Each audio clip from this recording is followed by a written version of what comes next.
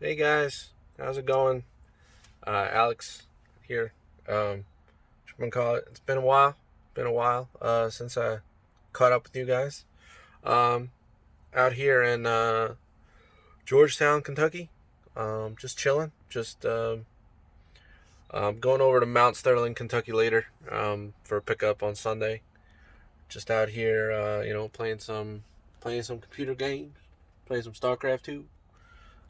Just got a shower at the Pilot Flying J. Good stuff. Good stuff. Anyways, I wanted to talk to you guys about diesel fuel today.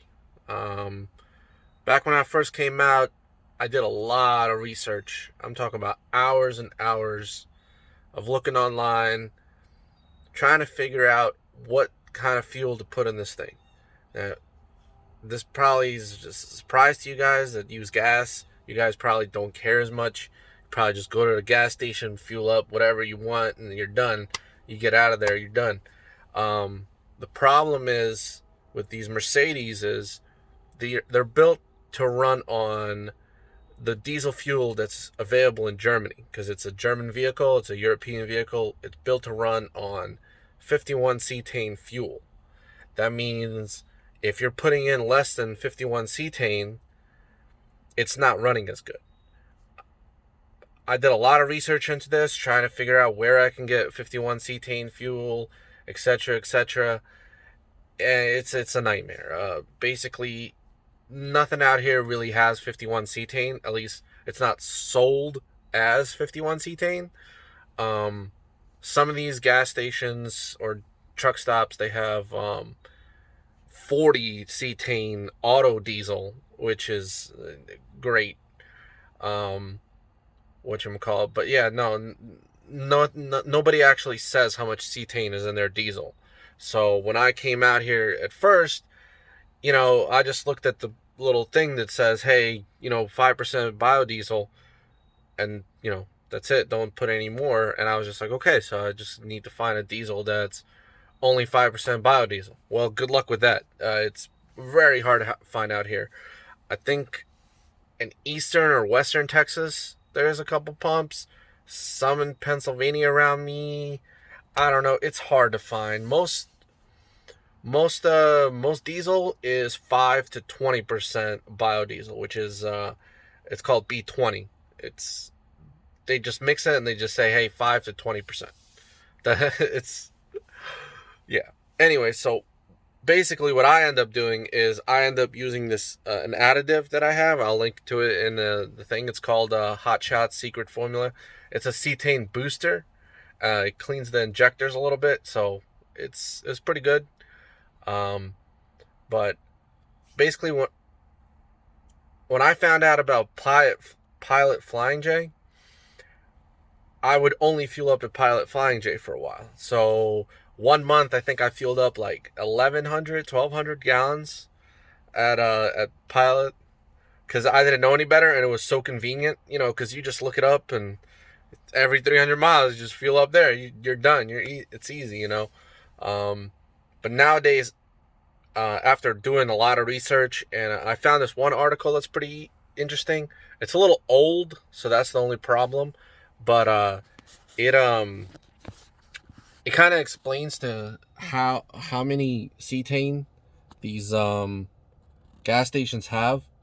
Um, and you kind of want to go to the gas stations that have the most cetane. So, like, what you call it? So, I think Shell and Chevron are the best for this.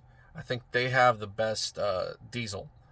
Um, I used to use Gas Buddy a lot, but that's what it is. It's Gas Buddy. It's not Diesel Buddy. So it's really annoying to find gas stations with diesel.